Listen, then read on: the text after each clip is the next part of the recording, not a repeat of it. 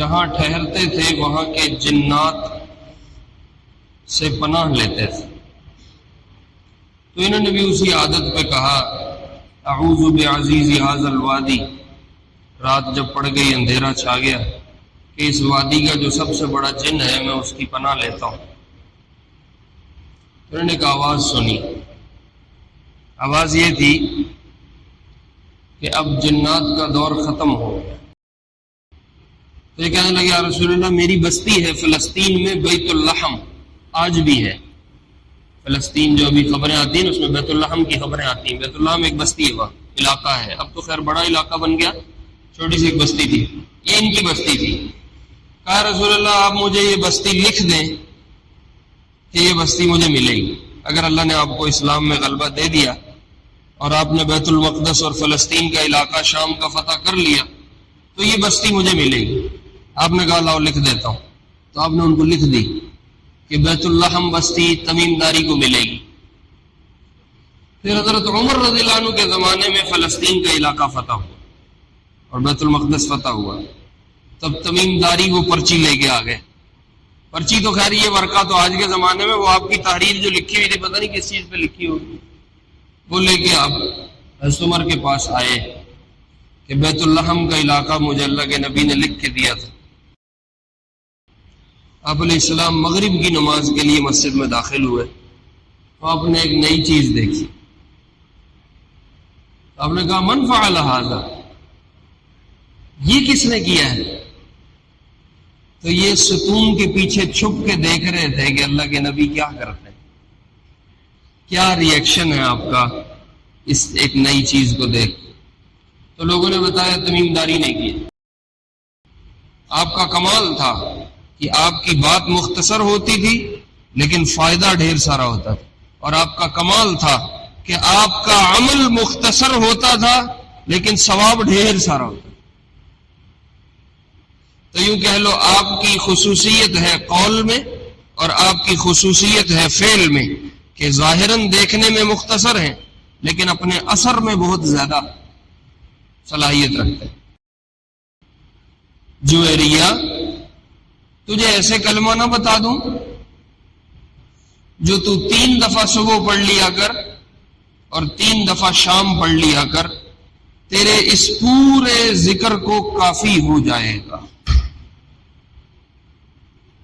یہ سنت آ رہی ہے، اب وہ جتنا ذکر چل رہا تھا وہ نفل تھا، سنت اب آ رہی ہے۔ میں آپ کو بتا رہا ہوں کہ سنت کی مختصر کتنی ہوتی ہے، آسان کتنی ہوتی ہے، اور اپنے اندر اجر اور اثر کتنا زیادہ رکھتی ہے۔ صلی علیک اللہ صلواتا دائمات فالعز والفوز لیس الا فیک۔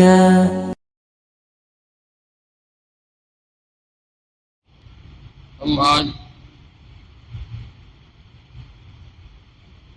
اپنے حدیث کے سلسلے کی 8ویں حدیث کو سنیں گے یا سنائیں گے۔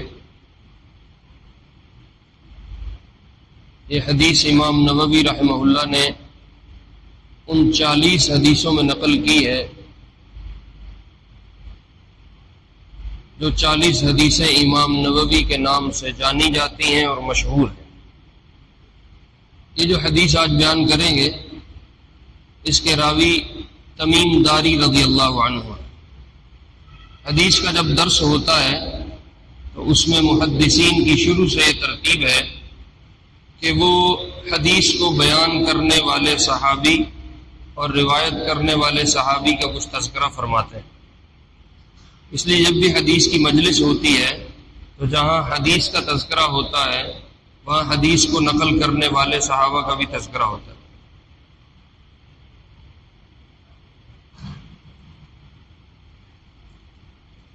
تو یہ جو صحابی ہیں جنہوں نے یہ روایت نقل کی ہے ان کا نام تمیم داری ہے رضی اللہ عنہ۔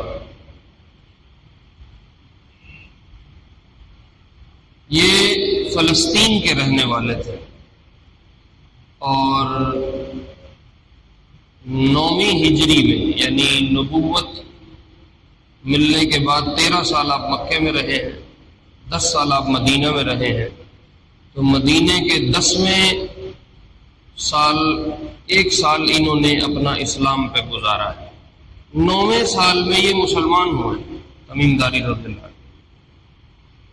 اور غزوہ تبوک میں ان کی شرکت ہے۔ اس کے علاوہ باقی غزوات میں چونکہ مسلمان ہی نہیں تھے اس لیے شریک بھی نہیں تھے۔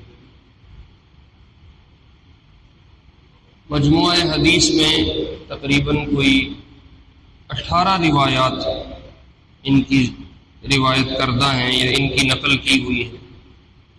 امام بخاری نے بھی ان کی ایک روایت لی ہے، امام مسلم نے بھی ان کی ایک روایت لی ہے۔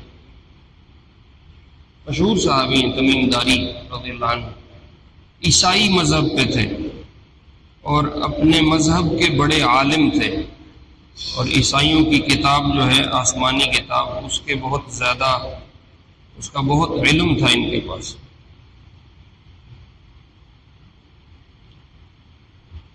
یہ ان کا اسلام قبول کرنے کا ایک قصہ نقل کیا جاتا ہے حدیث کی کتابوں میں کہ یہ اپنے علاقے سے، فلسطین کا جو علاقہ ہے وہاں سے کہیں ضرورت کے لیے نکلے سفر پہ، تو ایک وادی میں رات ہو گئی۔ تو اس زمانے میں یہ عادت تھی لوگوں کی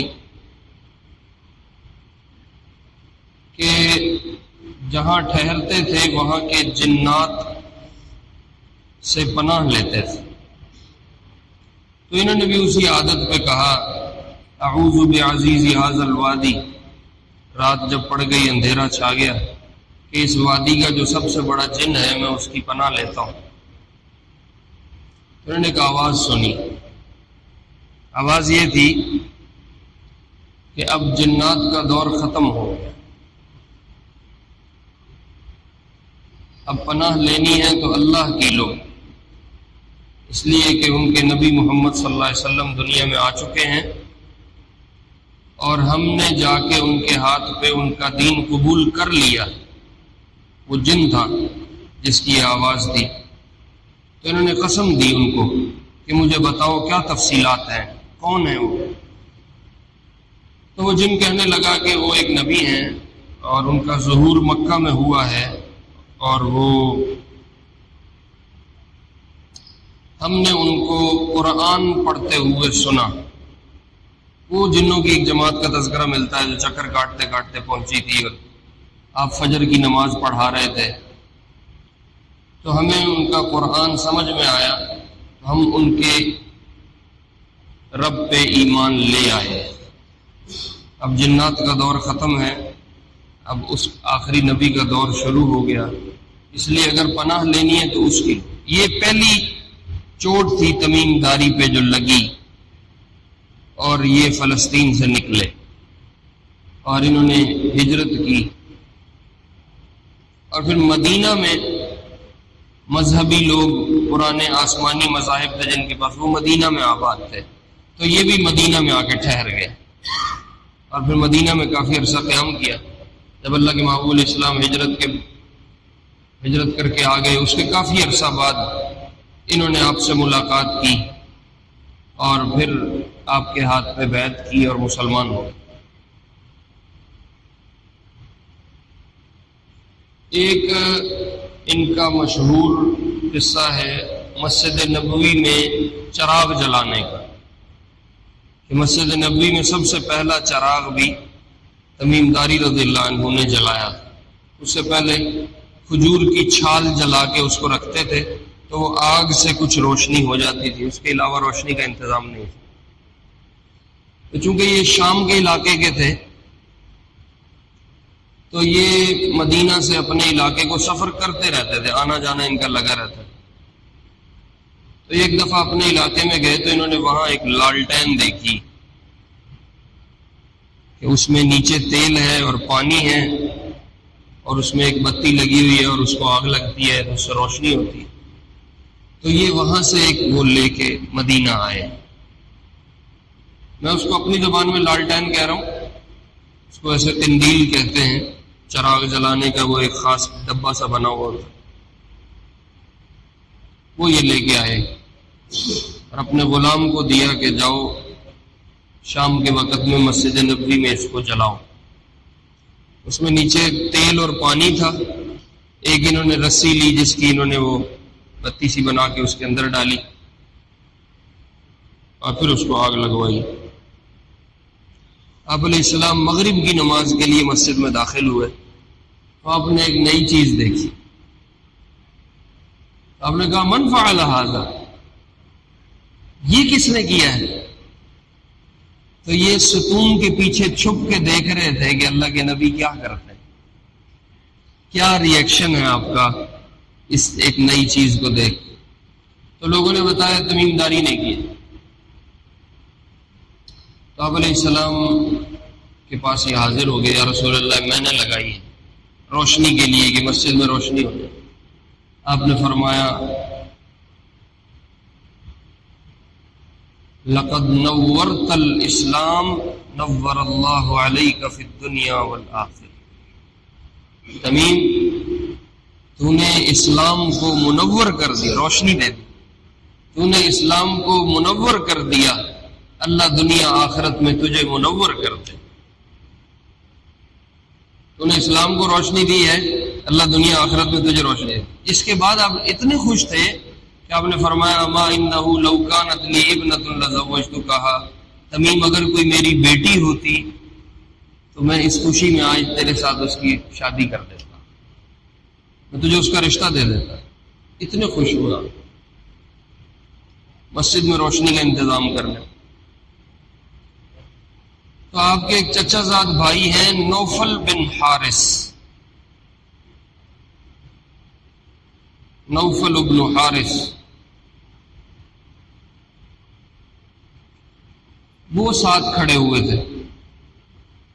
انہوں نے کہا میری بیٹی ہے تسمى ام المغیرہ بنت نوفل، کہا رسول اللہ میری ایک بیٹی ہے اس کا نام ام مغیرہ ہے، فافعل فیہا ما شئت، آپ اگر کچھ اس طرح کا ارادہ کرتے ہیں تو میری بیٹی حاضر ہے، آپ اپنا ارادہ پورا فرمائیں۔ تو آپ نے کھڑے کھڑے تمیم داری کے نکاح میں نوفل کی بیٹی دے دی، اس خوشی میں کہ انہوں نے مسجد میں چراغ جلائے۔ تو مسجد کو نمازیوں کے لیے، مسلمانوں کے لیے آباد کرنا اور اس میں سہولیات میسر کرنا بڑی نیکی کا کام۔ پھر آپ نے فرمایا من اسرج سراجا فی المسجد، جو کسی مسجد میں چراغ جلائے گا لم تزل الملائکۃ یصلون علیہ ویستغفرون له ما دام الضوء فیہ، جب تک یہ چراغ جلتا رہے گا جلانے والے کے لیے فرشتے دعائے مغفرت کرتے رہیں گے۔ تو مساجد کو آباد کرنے والوں کے بڑے فضائل ہیں۔ مساجد میں سہولیات میسر کرنا، نمازیوں کا خیال کرنا۔ آپ نے فرمایا جو مسجد میں لوگوں کو تنگ کرتا ہے جہنم میں اپنی آنتوں کو گھسیٹتا پھرے۔ تو اگر تنگ کرنے پہ اتنی سزا ہے تو مسجد والوں کو آرام دینے پہ انشاءاللہ اتنی جزا بھی تو ہوگی۔ بہرحال یہ مساجد کے فضائل کا ایک الگ باب ہے۔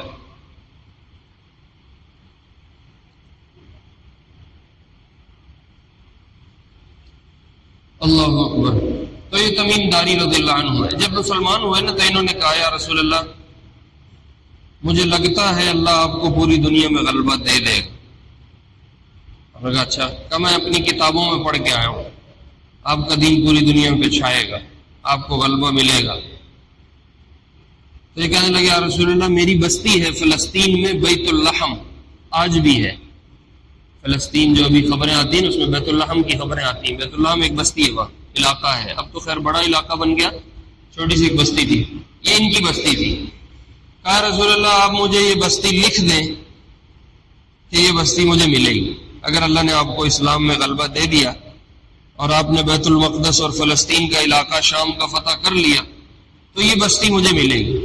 آپ نے کہا لاؤ لکھ دیتا ہوں، تو آپ نے ان کو لکھ دی کہ بیت اللحم بستی تمیم داری کو ملے گی۔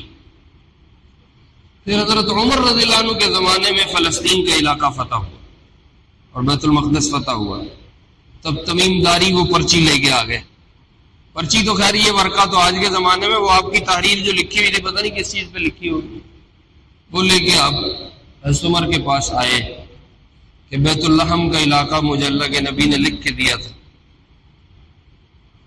حضرت عمر نے فرمایا میں گواہ ہوں، میں وہاں موجود تھا جب اللہ کے نبی نے تجھے لکھ کے دیا تھا، جا یہ بستی تیری. رضی اللہ عنہ اجمعین. تہجد کا بہت اہتمام کرتے تھے تمیم داری، پوری رات، چونکہ ان کے پاس پہلے عیسائیت والی شریعت کا بھی علم تھا اور پھر محمد صلی اللہ علیہ وسلم والی شریعت کے بھی عالم بن گئے، تو جس کا جتنا علم بڑھتا ہے اس کا اللہ سے اتنا لگاؤ بڑھ جاتا ہے. تو تہجد کا بہت اہتمام تھا. ان کے بارے میں لکھا ہے 7 راتوں میں پورا قرآن ختم کرتے تھے. تہجد 7 راتوں میں. بعض دفعہ ایک آیت پہ یوں رک گئے اور ایک کیفیت لگ گئی اور اس آیت کو دہرانا شروع کیا، دہراتے پوری رات رونے دھونے میں گزر گئی، فجر ہو جاتی.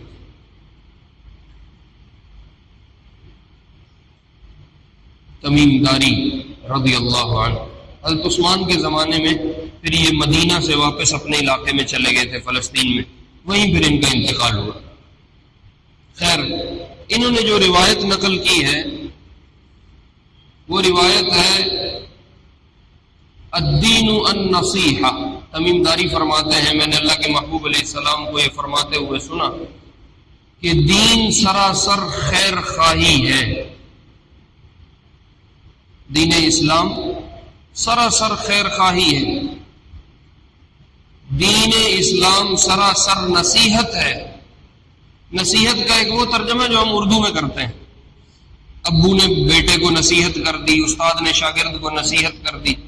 یہ اردو کی نصیحت اور ہے، عربی میں نصیحت کا معنی اور ہے. عربی میں نصیحت کے معنی ہے خیر خواہی کے، کسی کے لیے اچھائی چاہنا، کسی سے مخلص ہو کے تعلق رکھنا. تو آپ نے فرمایا دین اسلام جو ہے ہمارا دین سراسر خیر خواہی ہے، یعنی اس دین والا انسان جس سے بھی وابستہ ہے اس کے ساتھ مخلص ہے، اس کے ساتھ خیر خواہ ہے. جہاں جہاں اس کا رشتہ ہے، اس کی وابستگی ہے، اس کا تعلق ہے، وہاں یہ دین والا خیر خواہ بھی ہے، مخلص بھی ہے اور اچھے جذبات رکھتا. اب ظاہر ہے بندہ ایمان والا جو بندہ مومن ہے اس کا اللہ سے بھی تعلق ہے، تو یہ خیر خواہی کا تعلق اللہ کے ساتھ بھی جڑے گا.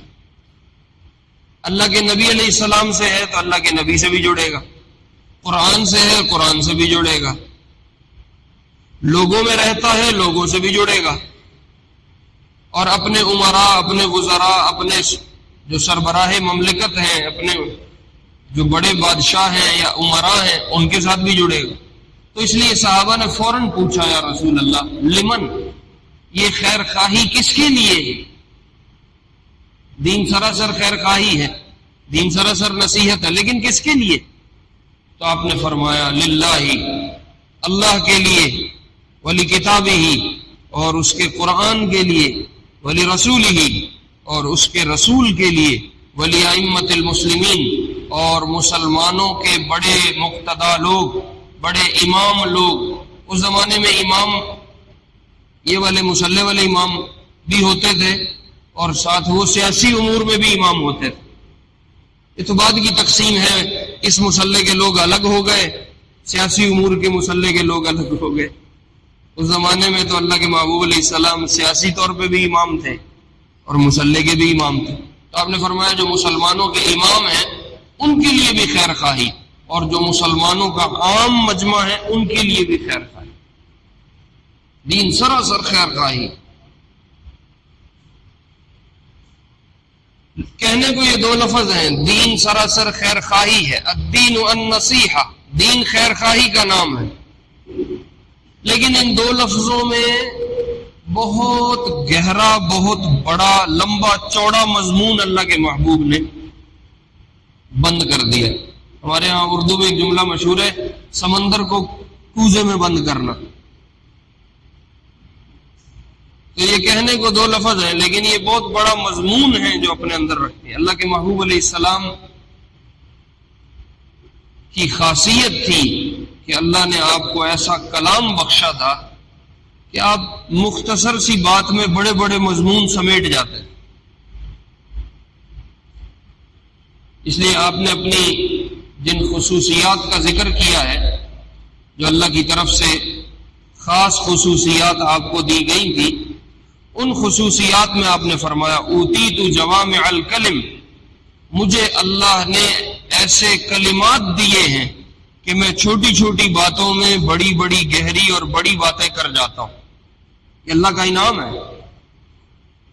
سمجھانا اپنی بات کو یہ ایک بڑی صلاحیت ہے، ہر بندہ نہیں سمجھا سکتا. کچھ لوگ ہیں وہ اپنے علم میں بڑے گہرے ہوتے ہیں لیکن اپنی بات آگے منتقل کرنے کا ملکہ اور طاقت قوت ان میں نہیں ہوتی، وہ اپنی بات سمجھا ہی نہیں سکتے. اور کچھ لوگ ہیں وہ اپنی بات کو اتنا آسان فہم بنا کے آگے منتقل کر سکتے ہیں کہ ان میں اللہ نے یہ صلاحیت رکھی ہے. تو آپ نے فرمایا اللہ نے مجھے جو خصوصیات دی ہیں ان میں خصوصیت یہ بھی دی ہے کہ میں بڑی مختصر اور جامع بات کرتا ہوں. چھوٹے چھوٹے سے لفظ میں بڑے بڑے مضمون ڈال دیتا ہوں اور اگلے کو سمجھ بھی آ جاتا ہے. آپ کا کمال تھا کہ آپ کی بات مختصر ہوتی تھی لیکن فائدہ ڈھیر سارا ہوتا تھا، اور آپ کا کمال تھا کہ آپ کا عمل مختصر ہوتا تھا لیکن ثواب ڈھیر سارا ہوتا. تو یوں کہہ لو آپ کی خصوصیت ہے قول میں اور آپ کی خصوصیت ہے فعل میں کہ ظاہراً دیکھنے میں مختصر ہیں لیکن اپنے اثر میں بہت زیادہ صلاحیت رکھتے ہیں. کہنے کو یہ بات مختصر ہے، الدین النصیحہ، دین سراسر خیر خواہی ہے، لیکن یہ اپنے اندر بہت بڑا سمندر رکھتا ہے.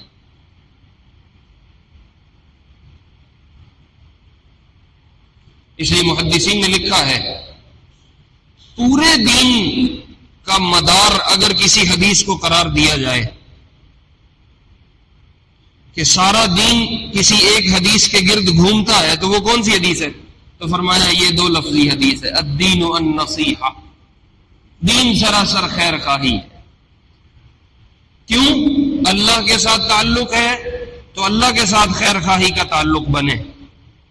اب اللہ کے اس میں تمام حقوق آ گئے، اللہ پہ ایمان لانا آ گیا، اللہ پہ توکل کرنا آ گیا، نماز بھی اس میں آ گئی، زکوٰۃ بھی اس میں آ گئی، روزہ حج بھی اس میں آ گیا، اخلاص کے ساتھ چلنا، شرک سے اللہ کو پاک کرنا، اللہ کی ذات صفات کو برحق ماننا، یہ اللہ پہ ایمان ہے نا، تو وہ سارا اس میں داخل ہو گیا. پھر وہاں کتابی ہی، اور یہ خیر خواہی کا تعلق اللہ کی کتاب سے بھی رکھنا. تو اب قرآن پہ ایمان لانا، اس کے حروف پہ ایمان لانا، اس کے معانی پہ ایمان لانا، قرآن کا پڑھنا، قرآن کا سمجھنا، قرآن پہ عمل کرنا، وہ ساری بات اس میں داخل ہو. ولی رسول ہی، اور یہ خیر خواہی کا تعلق اللہ کے رسول سے بھی رکھنا. تو اللہ کے رسول پہ ایمان لانا، ان کو آخری نبی ماننا، ان کی سنت پہ عمل کرنا، ان سے محبت رکھنا، جن باتوں میں حکم دے رہے ہیں ماننا، جن سے منع کر رہے ہیں ان سے روکنا، یہ ساری تفصیلات اس ایک لفظ میں جمع ہو. وَلِأَئِمَّتِهِمْ، اور مسلمانوں کے جو مقتدا لوگ ہیں، جو مسلمانوں کے بڑے لوگ ہیں، ان کے ساتھ خیر خواہی کا معاملہ کرنا. تو اب جتنے حاکم ہیں ان کے نیک حکموں میں ان کی اطاعت کرنا، ان کی مدد کرنا، ان کو اچھے مشورے دینا، ان کی برائی کو روک کے رکھنا، ان کی برائی کا پردہ چاک نہ کرنا، اور ان کی ہر نیک معاملے میں اطاعت کرنا، یہ سارا مضمون اس ایک لفظ میں بند ہو گیا.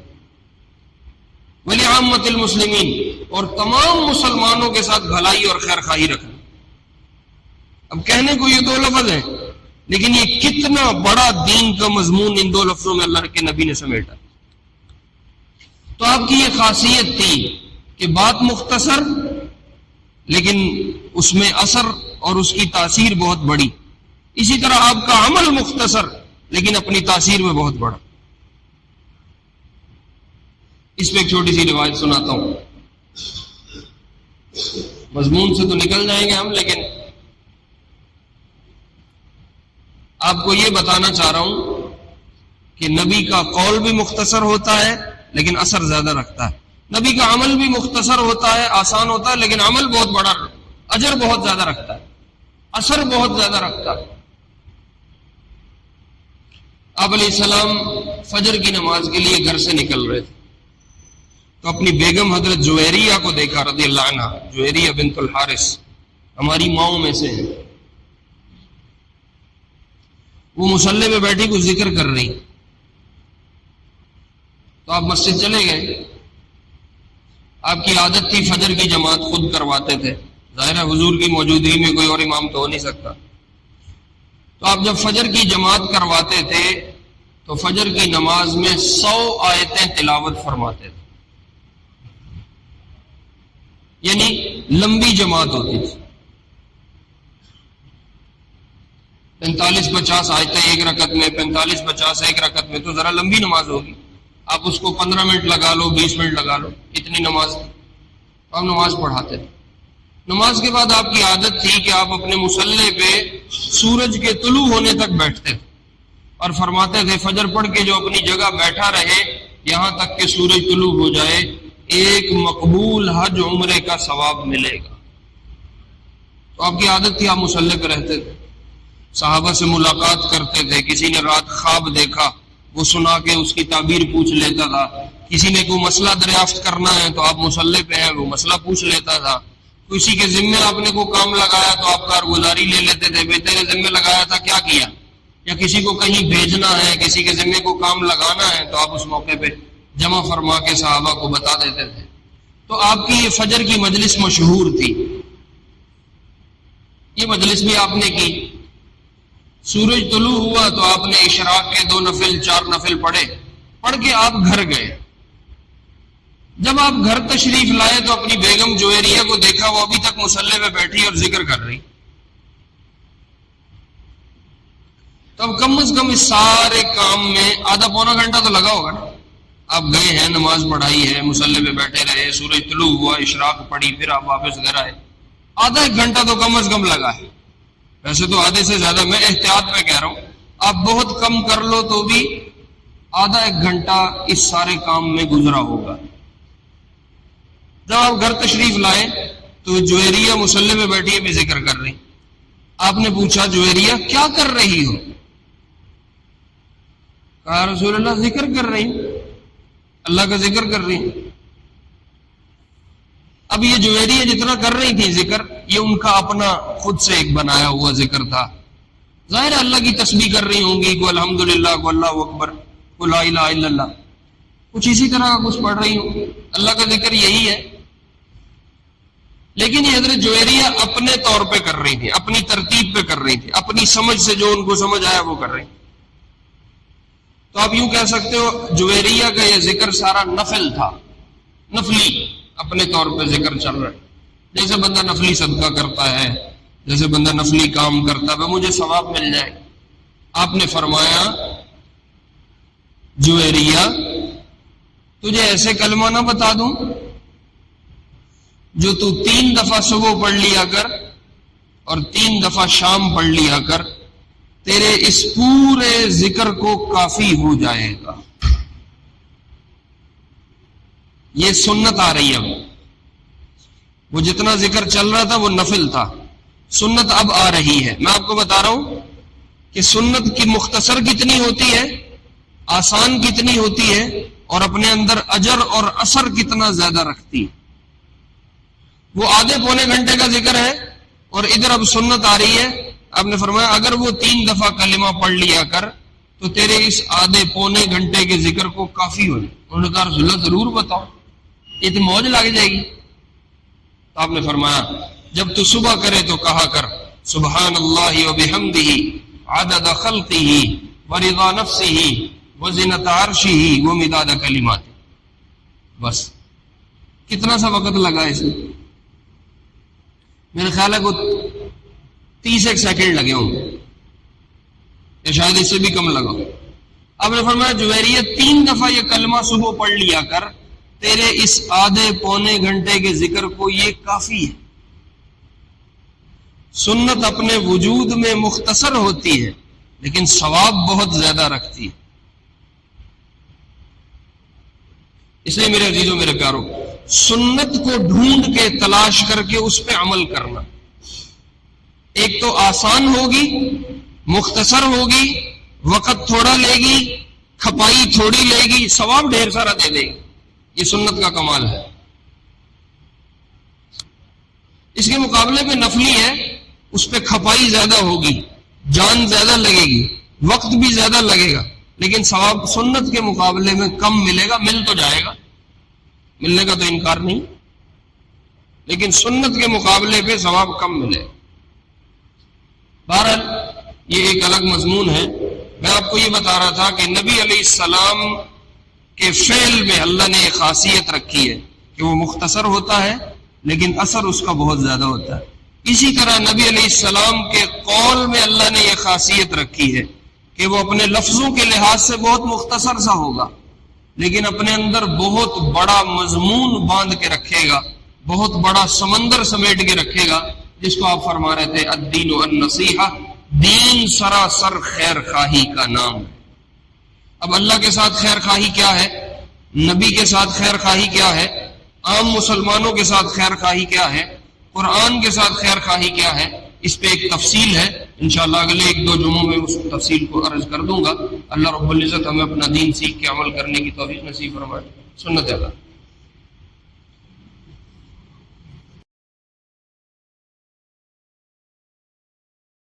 صلى عليك الله صلواتا دائما فالعز والفوز ليس إلا فيك